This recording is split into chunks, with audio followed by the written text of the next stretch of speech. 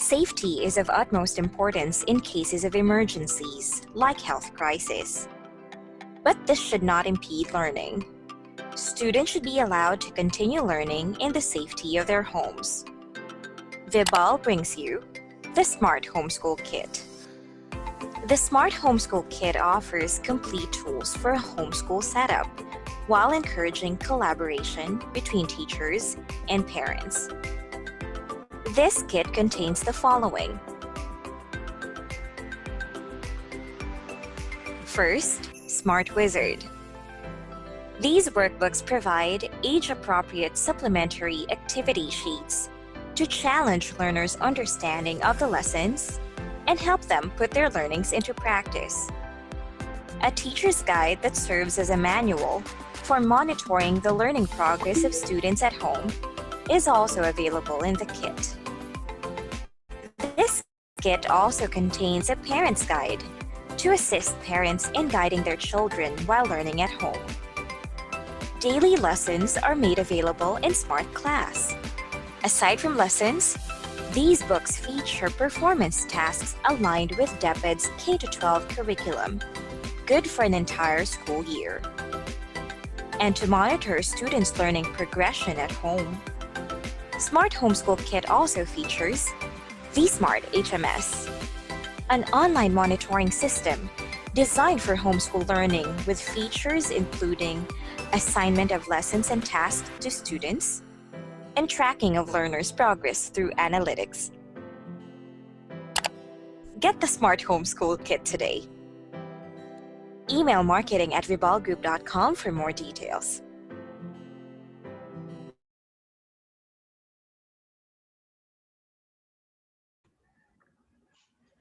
Good day, Kavibal, and welcome to our Speakers Demo Reel webinar series. For the discussion today, the topic will be on simulating techniques to boost office and school recycling program.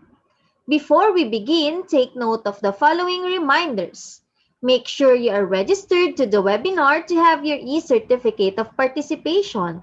Visit certificate.vibalgroup.com to generate your proof of attendance. Place your questions on the comment box allotted during the session and they will be addressed by our speaker later on. Share the video using hashtag LearnAs1PH as our official hashtag to our Vibal webinars. Experience learning, Kavibal! And now, to proceed with our webinar this afternoon, it is my pleasure to introduce to you our distinguished speaker today.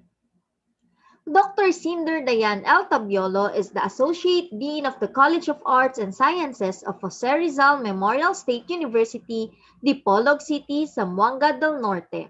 She earned her Bachelor of Secondary Education, major in General Science at Xavier University, Ateneo de Cagayan in 2003. Dr. Tabiolo completed her academic requirement in Master of Arts in Science Education at Cebu Normal University, Cebu City in 2009. In 2013, she finished her Master of Arts in General Science at Jose Rizal Memorial State University, Dapitan City, and completed her Doctor of Educational Management at St. Vincent's College, Dipolog City in 2016.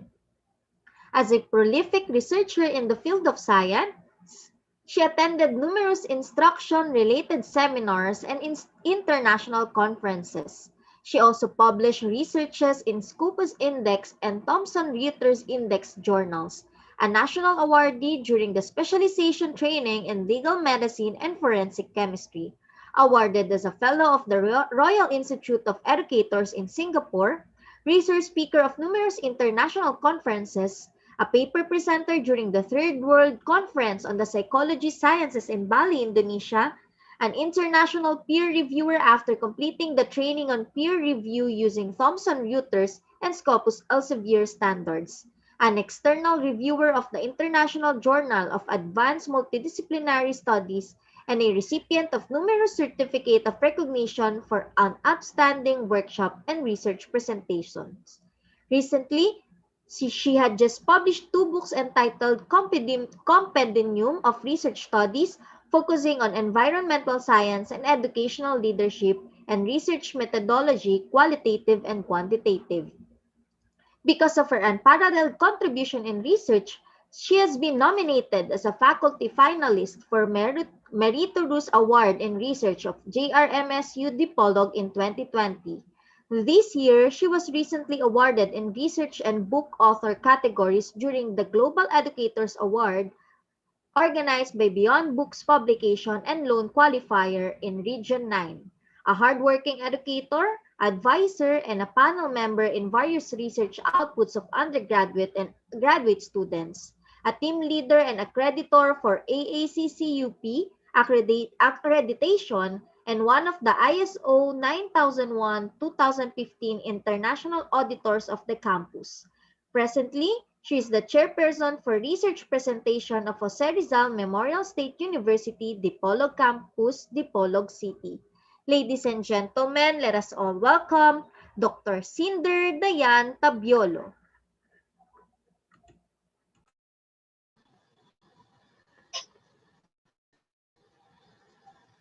Hello, good afternoon. Good afternoon. Hi, Ma'am Jill. Am I? Afternoon. Hello. I am clear. Hello, good Loud and clear. afternoon. Yes, ma'am. Okay. Okay. Good afternoon, dear viewers. I am so happy. I am here again this afternoon. This is my third time actually to share with our Kavibal viewers. And before I will start my sharing, I would like to thank the support of the JRM issue family, especially to my colleagues in the College of Arts and Sciences, Ma'am Leonard, Sir Glenn, and also the different faculties from different programs, my JRM students who are also with us today from other parts of the world. They are also watching with us. So welcome, and my talk will be about stimulating techniques to boost office and school recycling program.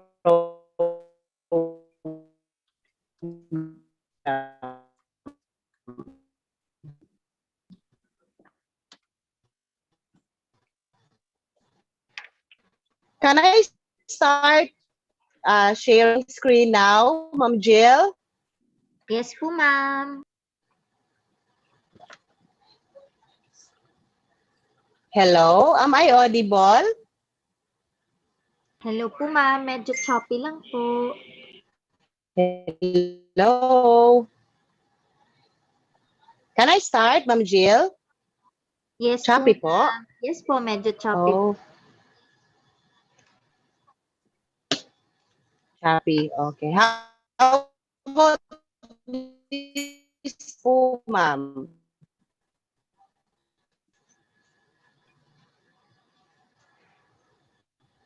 Hello? Clear screen na po, ma'am. Medyo choppy lang po Okay. yung Can I start na, Ma'am Jill? Yes po, ma'am. Choppy. Choppy? Oh. Oh. In a minute po.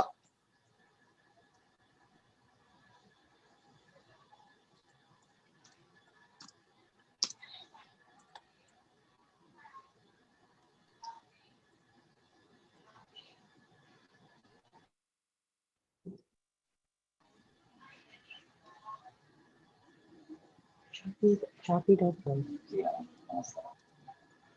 Ma'am Jill, how about this one? I am audible now. Yes po, ma'am. Better po. Hi, thank you. So can I start now? Yes po. Thank you.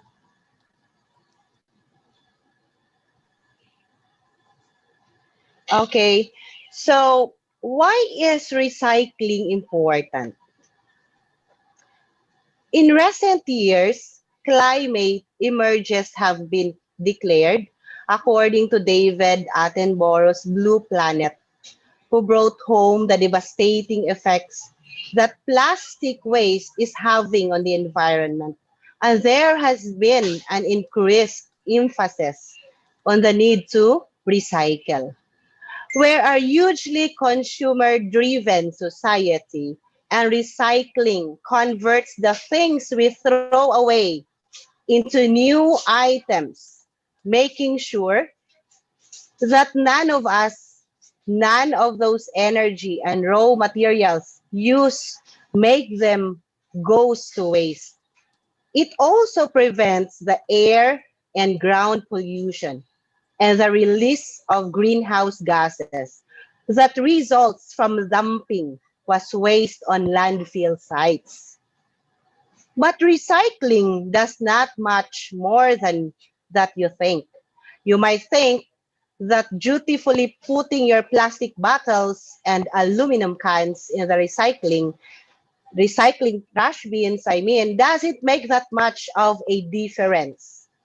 But it take from us. It really does.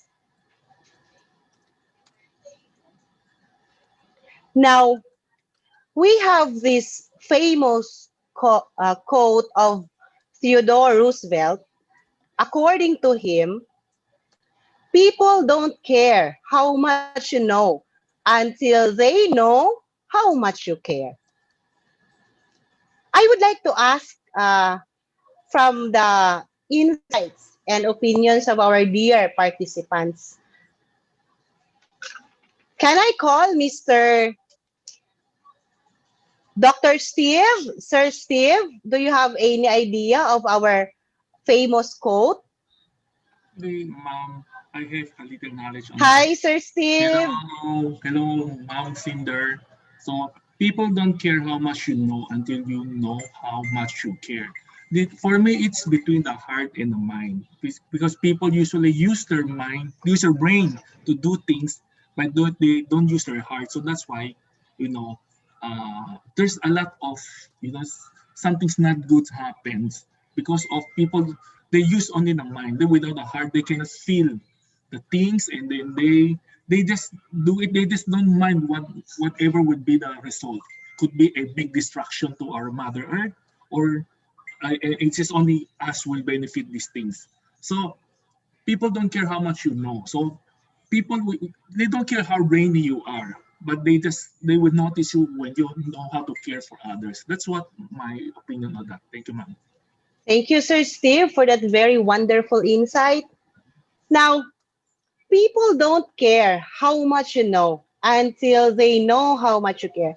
This is a quote that has been attributed to many people over the years, including President Theodore Roosevelt, John Maxwell, Earl Nightingale, and others. It's a quote or statement that we can all relate to at some level. When I first heard this quote many years ago, there was an addition made to the original quote, and it went like this: people don't care how much you know until they know how much you care about them. So my additional word, about them. This really personalized for me, the meaning for many people as it focused the intent beyond the caring of a topic, a situation, a company, or a generality.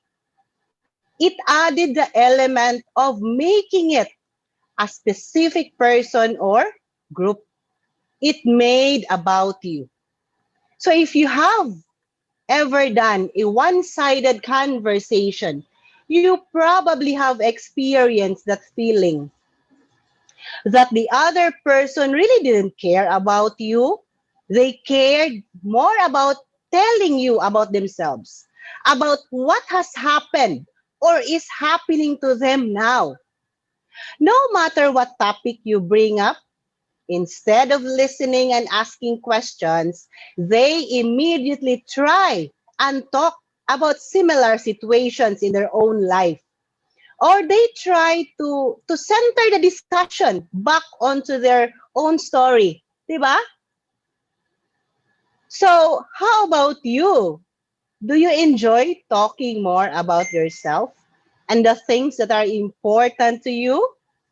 Or have you figured out that the best way to show how much you know is to show how much you care? Okay. I would like to call Mom Jane. Is Mom Jane here? Ma'am Jane? Yes po. Hi, Ma'am Jane. Good afternoon. Hello po, good afternoon po. Ano pong masasabi niyo sa quote, ma'am? About the famous quote. Baka meron kayong additional info, insights. Okay. In my own opinion po about this people don't care how much you know until they know how much you care by Mr. Theodore Roosevelt is that uh, if it is perceived that you care, it can have a great positive bearing on your results. And if it is on the opposite, this could have a great negative impact on chances of greater attainment, ma'am. Thank you very much, Ma'am Jane, for that wonderful insight. Okay. So Thank let's you po. proceed. Okay. Now, it is our earth, no? It is our responsibility to keep it clean. Now, if I would like to ask some of you, no, do you still have the care about our earth? Who cares, no? Who cares? So, do you still thinking about your responsibility in this world? Is Miss Nerliza around? Ma'am Nerliza, are you here? Oh, yes, ma'am. I'm here. Hi, Ma'am Hi, ma'am. Nerliza. Hi, Miss Hello, Nerliza. ma'am. How are you this afternoon? I'm good. Okay. I would like you to ask, what do you think is your responsibility in this world, in our earth? Well, as a student, and it's my responsibility, of course, to take care of all the living things here on Earth because our Mother Earth is our source of our everyday life, from food, shelter, and medicine. So it is very important that we should take care, and we should also need to know our responsibility in order to preserve our Mother Earth. What a wonderful answer, Miss Nerliza. Thank you so Thank you, much ma'am. for sharing. Thank you, Okay. ma'am. So we all aware what is happening in the world, right? So there is a revolt against the established order because what is called established order is nothing very great. So what has the older generation built for which? So please bear in mind, each one of us is responsible. Each one of us is responsible for every war, whether it is in the east or west. Each one of us is responsible for the confusion, misery, and ugliness going on in the world. When we emphasize the individual, it is not an emphasis on the individual alone as opposed to society. One who is very serious is neither an individual nor concerned with society, but is outside the field of individuality and the structure of society. So, an entirely different human being. Therefore, the individual is society, and society is the individual. No? So therefore, they are indivisible. Okay. Now, today is April 22, no? 2021. What is Earth Day? Because we are celebrating today Earth Day. What is Earth Day to you, Sir Christian? Hi, Sir Christian. Hi, good afternoon. Wait. I'll turn on my video. Hello. Can you see me now, everybody? Hi. Very Hi, clear. good Hi, sir. afternoon. Ang pogi nyo Thank naman, you. Sir Christian. Okay. I'm sorry. I mean, not that much, mom. Yeah. Let's. What is Earth Day for me? Well, as a Filipino, actually, before I answer that one, we have Christmas days, right? It is very special. It talks about our culture, our religion. Earth Day is far more greater than that, to be honest, if it's possible, because it talks about the preservation. It talks about the rejuvenating. It talks about the renewing our earth by all those negative impacts we gave to earth for a couple of years. But for me, it's a special day, ma'am. It's a special day where we could exert our effort. We should walk our talk. About I just want to add about the Theodore Roosevelt we have said it a while ago. For me, it was like more on action. You should give more on action rather than knowledge, because knowledge without action is plain, it's a plain white without any action, something like that. So Earth Day is very special, and today we should celebrate and we should act also at the same time to help the Mother Earth. That's my answer. Thank Thank you you. so much, sir, for that wonderful answer, Sir Christian. Thank you. Okay. So, exactly 51 years ago, 20 million concerned individuals called for better protections for the environment in a mass. So, in a mass protest that took place nationwide last 1970. Earth Day was the official launch of the global environmental movement, and the people have supported it ever since. So today, when we are asked the question, what is Earth Day? The answer is this. It is a day we celebrate the humanity's movement toward a greener, more sustainable future that protects and supports every living things on Earth. So April 22nd, every year, we celebrate environmental protection. Okay. So the next question is, why and how to celebrate Earth Day? Okay. Andito ba si Sir Joe Marie? Sir Joe Marie, are you here with us? Yes, ma'am, I'm here. Hello, Sir Joe Marie. Good afternoon. Afternoon, ma'am. Good afternoon, everyone. Sir, what can you say about the question that how and why we should celebrate Earth Day?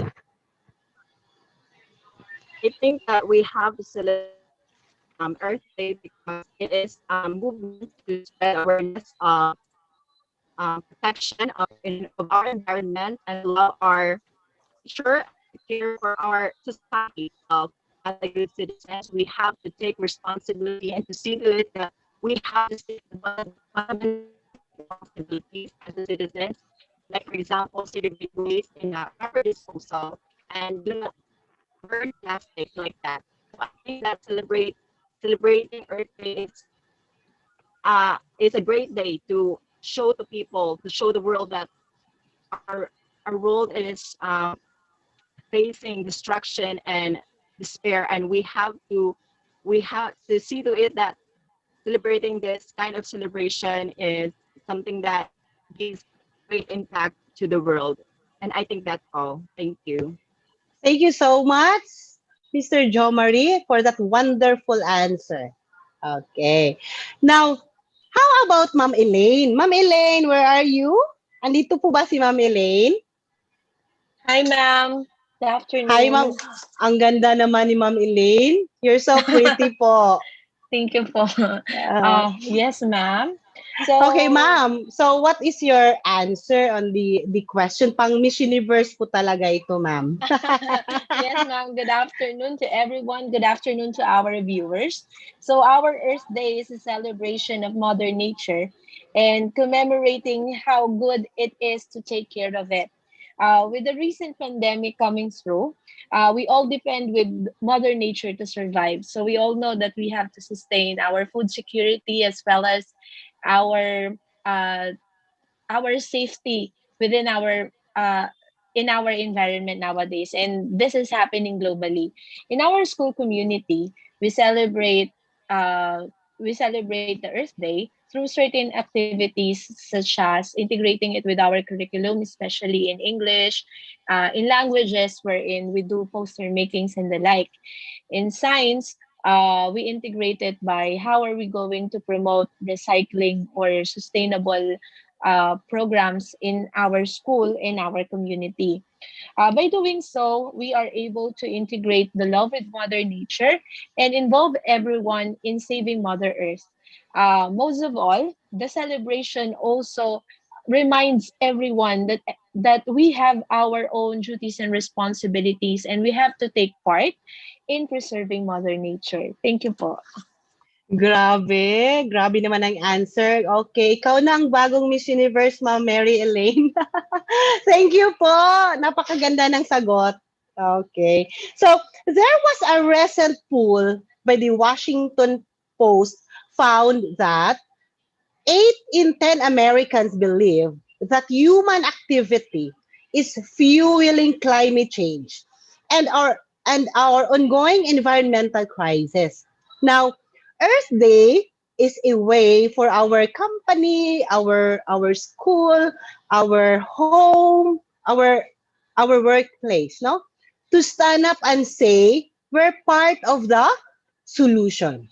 Okay, so we are part of the solution. Now, there are billion of people that celebrates Earth Day every year. With 7.5 billion people on Earth, that means there are a lot of individuals who can be influenced for the better. Diba? So, ito talaga yung main purpose of the celebration. Okay. Now, I will share to you in our campus as where I am connected. We are mandated, no? We are mandated to deliver effective and efficient services to not just to our clienteles but to the community. Okay. Now, JRMSU pledges to deliver effective and efficient services along the fourfold function of the university. We have research, we have instruction, we have production, and we have extension. Now, let me share to you what are the ways, the stimulating techniques that we are practicing. No, we are practicing in our school. Okay. Now, the first thing that I will share to you is you may establish a green team or task force in your workplace, in your community, or in your school. No? um, you may consider different researchers that will focus on environmental sciences, sustainability and development, and then you will try to be with the person that you have with same interests and plans, no?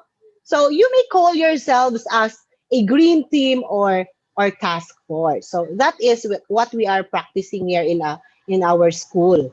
Now, we have different researches. I will just name some of them that really focuses on the environmental sustainability and also development.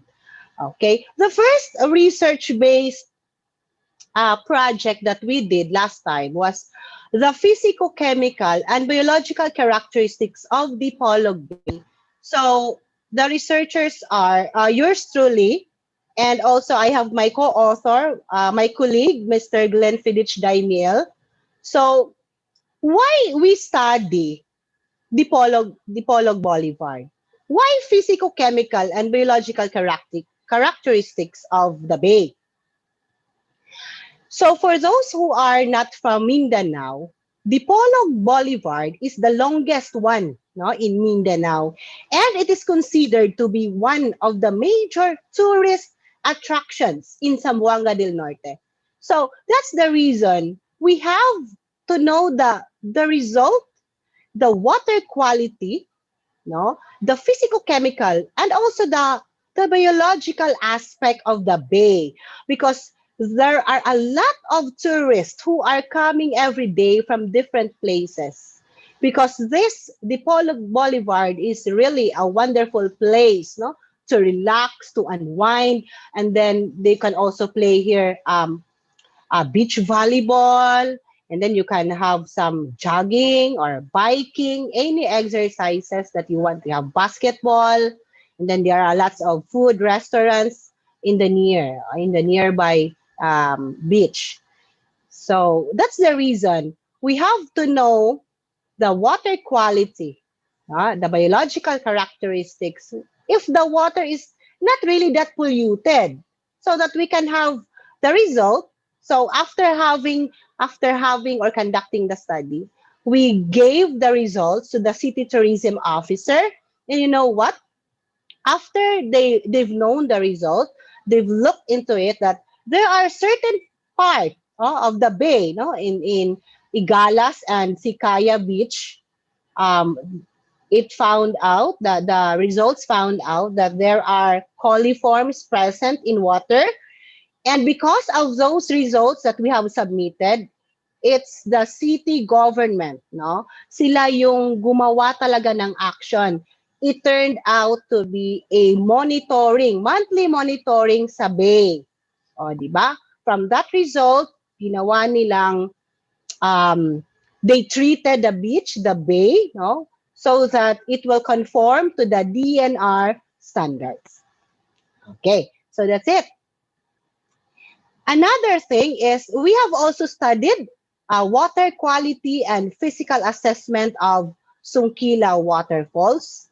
Okay, so these are the green team of JRM issue, no, the researchers who took time to research the water quality of Songkilaw Falls, because Songkilaw Falls is now included as a tourist destination after proven as one of a haven within Zamboanga Peninsula for pleasure seekers. So it is the only tourist destination with no entrance fee, no, for all families and tourists who would love to go camping, trail trekking, or simply swimming in the clear water. So we studied this area because we wanted to make sure and assess that the water quality of the place passed within DNR standards. Okay, so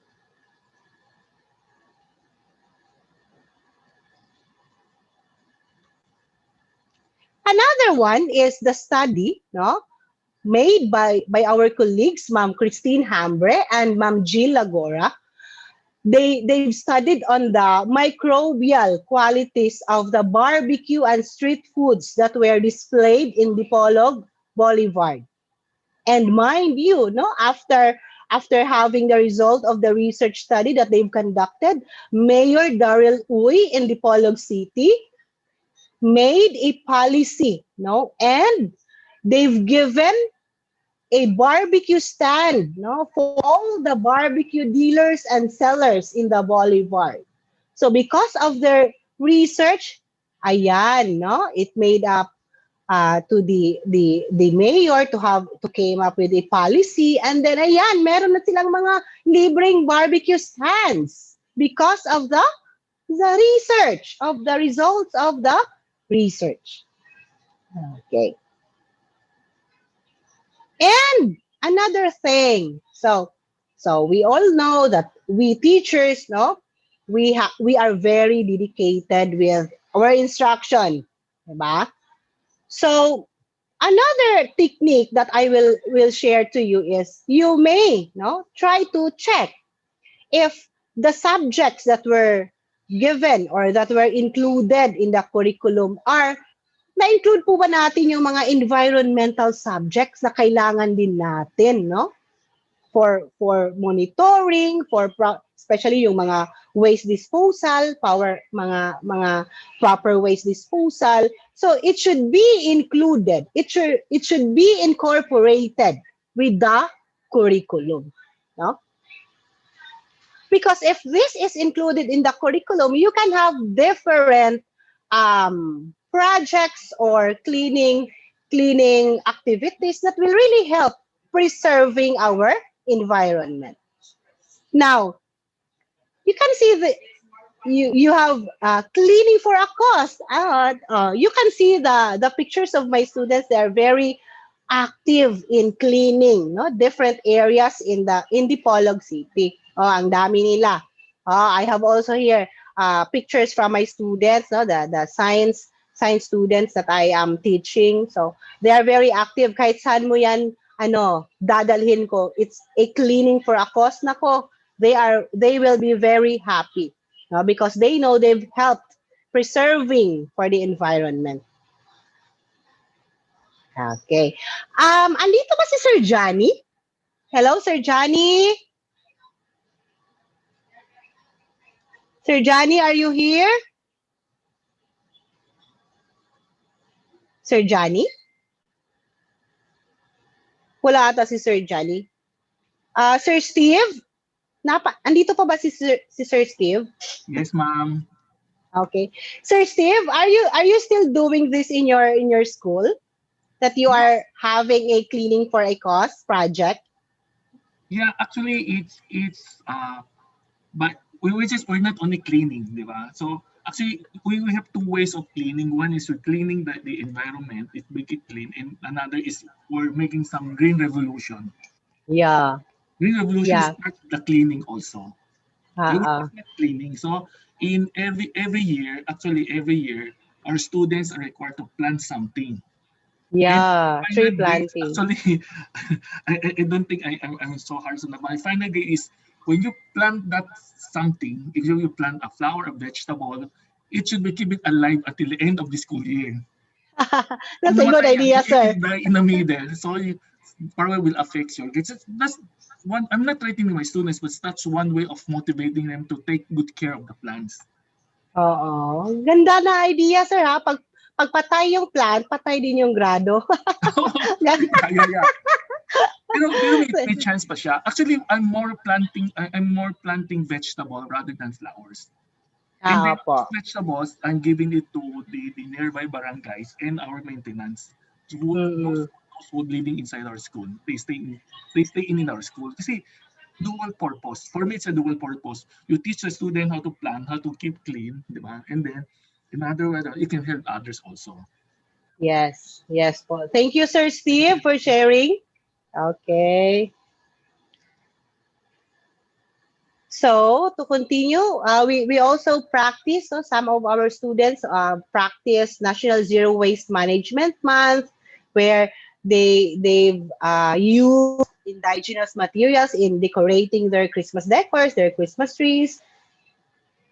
Another thing is, it is also good, no, that in our instruction, we also include yung parang skills enhancement, no? Skills enhancement um, program or gusto nating ipakita. I will be showing to you, no? This is a costume design, no? Research-based costume design made by my student before, by Mr. Randy Olarte. He was a tourism student in the College of Arts and Sciences, and he made this costume, the costume, and he won in the World Costume Festival in Vegan. So we are very proud of him because out of his research, he made an output, a costume, and then he won.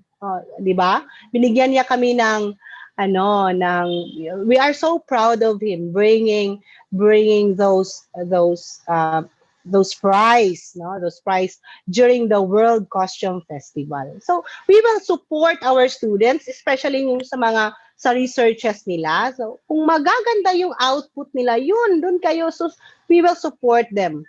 Maybe they can enhance it and then they can present it internationally. Another thing that we have practiced in our college, we promote a paper conscious policy. Okay.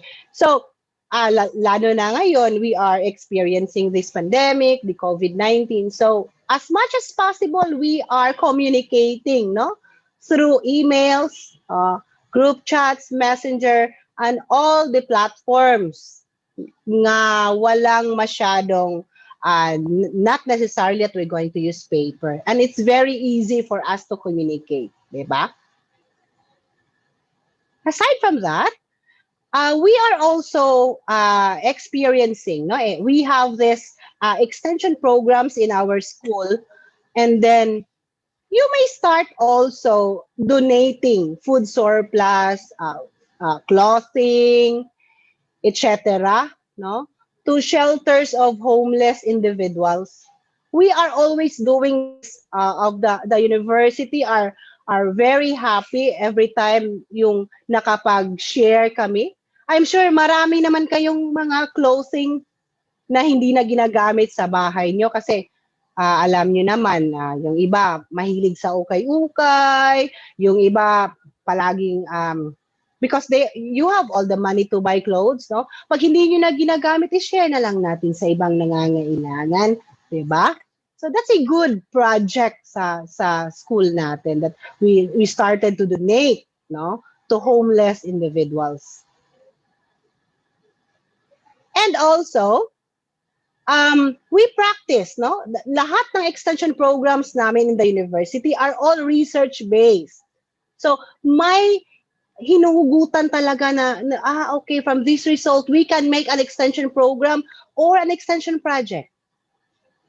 So we have this one, okay. So there are the different faculties of JRM issued Dipolog having a different extension programs, specifically in the pictures, hygiene seminar workshop or extension program given to the different barangays within Dipolog City. No? And also, we extended also on the proper food preservation, yung mga ganyan, kasi marami namang mga kababayan natin, no, that they are very willing to know these things na we can help to earn, no, to earn a living for their livelihood, coping mechanism. So out of those extension programs, ayan, nakaka-help tayo, no? We've helped many people that needs to be trained. Okay. Or another one, you may launch an incentives-based recycling program. Okay, in your school. Oh, di ba? So in our university headed by Ma'am Rosenda Bores, our GOD unit head, we just recently conducted the God Corner, parang contest ng God Corner namin sa university. And we have received 5,000 pesos as cash incentives using, you're going to have a God Corner using indigenous materials in the school. O, diba? So, nakaka-preserve, we've made our environment, no, happy, clean, and preserve, kasi yung mga gamit na ginagamit namin during are all recycled, no? So mas mamomotivate yung mga kasamahan pag may incentive. Okay, di ba? So alam niyo naman, I'm sure most of the teachers are very creative.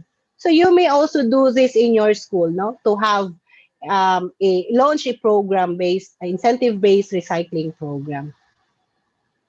Another thing, you may also invite an expert to speak to your school or to your employees, 'di ba? Oh, kasi if yung parang tayo-tayo lang naman, some of our colleagues will not listen. Ay, hindi naman yan ano. So, you have to invite an expert. Oh. So, in the picture, that is Dr. Dailinda Luz Lapot, our university president, no? She conducted a symposia, no, on how we are going to combat COVID-19. And she also include in the symposia the proper wearing of face mask. and the proper disposal of face masks after using it. Although it sounds basic, but we tend to forget those basic ones. Na mas we are thinking a lot of things na we tend to forget yung pinaka-importante. Oo. Kasi face mask are kahit saan tayo pumupunta ngayon, andito na talaga 'yon. Hindi na natin we cannot hindi natin matatanggal, no? Lahat na lang ng places andyan si face mask. So we should know how to dispose it properly, no? Proper disposal po. And then we can also have, I'm sure this is already practiced everywhere, tree planting program. No? So these are some of my colleagues in JRM Issue Katipunan campus tree planting program. And also we have the production, no? Production in the university where we have this practice of IGPs, no? Income generating projects. So before COVID, meron din kaming IGP sa test booklets. No? Nagkaka-income din ang per college because of examination booklets. But as of today, since it's already COVID and we promote paperless transactions, so yun ang mga different platforms yung ginagamit natin. And then we have also the water refilling station in our university. Okay, we're still preparing for the launch and the opening for the refilling station in our school. And also, you may also practice food catering services. Diba? Sa DepEd, meron naman tayo mga HE. Diba? HE teachers. And then sa senior high school, I think meron na din yung subject about cooking. So you may also incorporate food catering services. Kasi dito sa school namin, this is also one of our IGPs, no? Nagkaka-income din yung College of Arts and Sciences, yung JRM issue, because of the catering services rendered by the HM group, no? The hotel management group and students headed by Ma'am Maribeth C. And also the faculty of the HM, Sir Wayne Prijoles, Ma'am Jill, Sir Joshua, Ma'am Shane, no? They are very skillful in catering services. And then we have also the Fablab in the main campus, no, in the Pitan City. So we are very proud that during the pandemic, our Fablab produced thousands of face shields and PPEs that were freely given and donated to medical frontliners, no, and also to our policemen, to our firefighters, no. So there are thousands of this was given and produced by the Fablab JRM issue Dapitan. And we have also our gardening project. We have our gardening project, and then this is very common. I think vermicast project or vermicast production. Nagkaka-income din kasi tayo dito. And then, di ba yung materials to have a vermicast production is very easy to find, no? It's not that expensive. So these are the photos of the vermicast project in JRM issue Katipunan. We have also the layer project, and we have also sheep and goat project, and plantation project, organic rice project, and sweet corn project. We have also the coconut plantation project of our JRM issue Katipunan campus. While in Tampilisan campus, they are also rich, no, in rubber plantation. That their IGPs also rubber plantation, may coffee plantation din sila, rice and corn, and also dairy products. While in our Shokon campus, they are more into fishery products. Okay. Now, in our administration, we are practicing, no, based on the ISO procedure, Environmental Solid Waste Management, or the Republic Act 9003, the Ecological Solid Waste Management.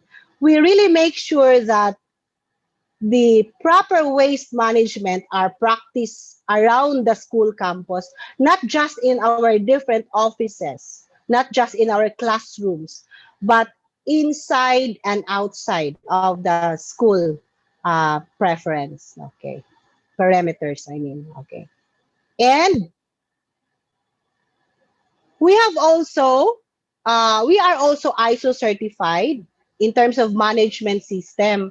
So that's why we are very careful in practicing, no, practicing all these things that we can really share and practice this. Kasi di naman basta-basta tayo nagiging ISO certified if we are not practice all these procedures, no? All those necessary procedures.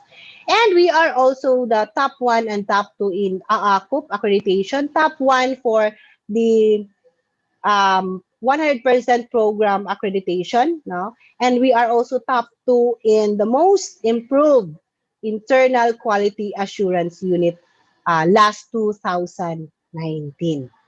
Okay. So much for that. I will just end my quote, my talk, I mean, with this quote. You cannot get through a single day without having an impact on the world around you. So what you do makes a difference, and you have to decide what kind of difference you want to make. So that's according to Jane Goodall. Okay? I think that would be all. And thank you so much, Kavibal, for your time. Thank you so much. Good afternoon once again. Thank you very much, ma'am. We will now proceed to the question and answer portion. Our first question is from Hershey Untalan. Can you recommend any Earth Day related activities for those who are in a modular setup? Any related activities? Okay, that's a good question. Okay, because as of this time, we are also doing this, no, in our school, the modular and online. So in modular, maybe since since students are very creative, no, so probably they can have their own art, no, art, what do you call this? Parang art appreciation campaign or project where they can create different designs, ideas, concepts from recycled materials at home, no, or indigenous materials. They can have a vase, a container, a plate, a lantern, etc. That would be a great ano. And also plantation project at home, no? Pwede din naman nilang instead sa yung pagiging plantita-plantito nila, why not plant vegetables na they can they can harvest it and then kakain pa nila, 'di ba?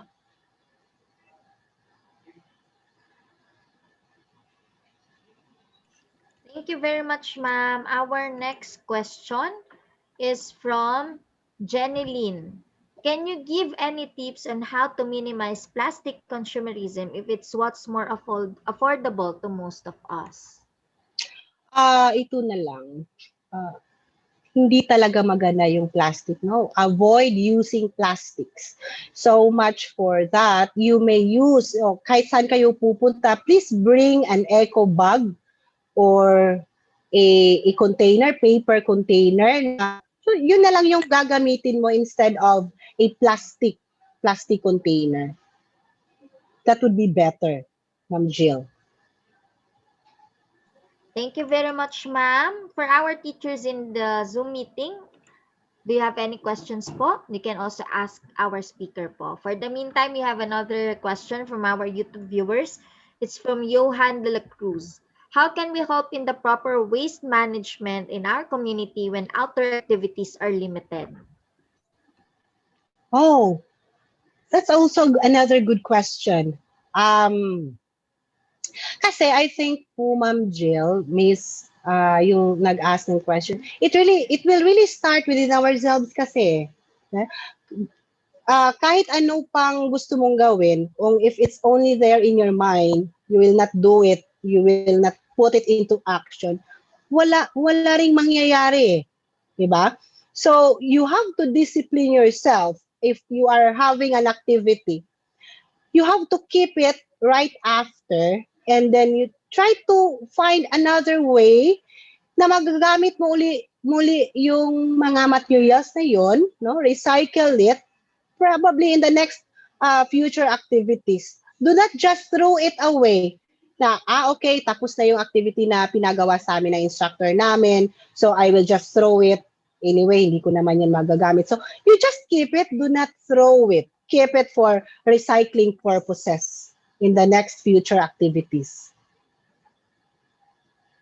Thank you very much, ma'am. That's all the questions we have for our YouTube viewers. How about our teachers here in the Zoom meeting? Do you have any questions to ask our speaker po?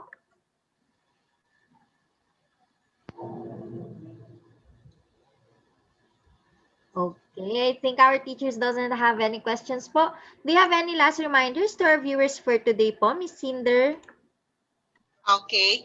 Ma'am Jill, I would like to thank the participants who are teachers and students, Sir Steve, Ma'am Elaine, Mr. Jo Marie, Sir Christian, Ma'am Ruby Jane, Miss Nerliza. Thank you so much for your wonderful answers during the discussion, during the session. I'm sure marami ding natutuhan, no? Natutuhan yung viewers natin. Salamat po sa inyong oras, no?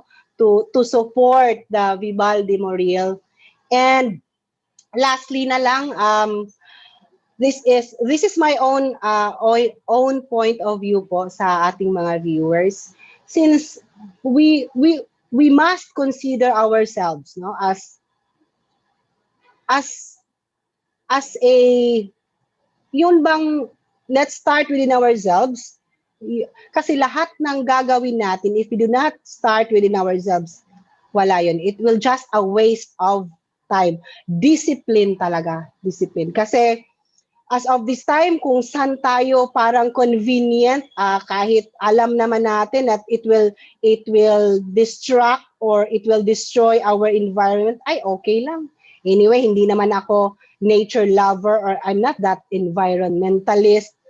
So, siguro in little ways, in our little ways at home, sa workplace, or kahit andun tayo sa mga malls, in different places wherever we go, we should be an environmentalist na lang, kahit sa, we will just take it with ourselves, no, na okay, I will do this not just for myself, but for the future generations, sa mga anak natin, sa mga apo natin, at sino pa yung the future generations to come. Ano na lang yung madadat na nila if the environment that we are living for them are already destroyed. Okay. I think, Ma'am Jill, that would be all for this afternoon. Thank you very much, ma'am. There we have it. In behalf of Ibal Group Incorporated, I would like to thank our speaker for today for this very eye-opening and insightful learning session. It is an honor to have you with us today, ma'am. And to all our Kavibal viewers, all thanks to you for your continuous patronage to our daily learning session. Special thanks to our teachers who acted as our students for this afternoon. Sir Christian Buhisan, Sir Jo Marie Obnimaga Cuesta, Miss Mary Elaine Espela, Ma'am Nerliza Casido, Ma'am Ruby Jane, and Sir Steve Christopher Wong. Thank you very much po, teachers. Don't forget to register to get your e-certificate of participation. The link is in the caption of this webinar. We also encourage you to subscribe and watch on our official Vival Facebook and YouTube channel. Muli, maraming salamat at magandang araw sa ating lahat.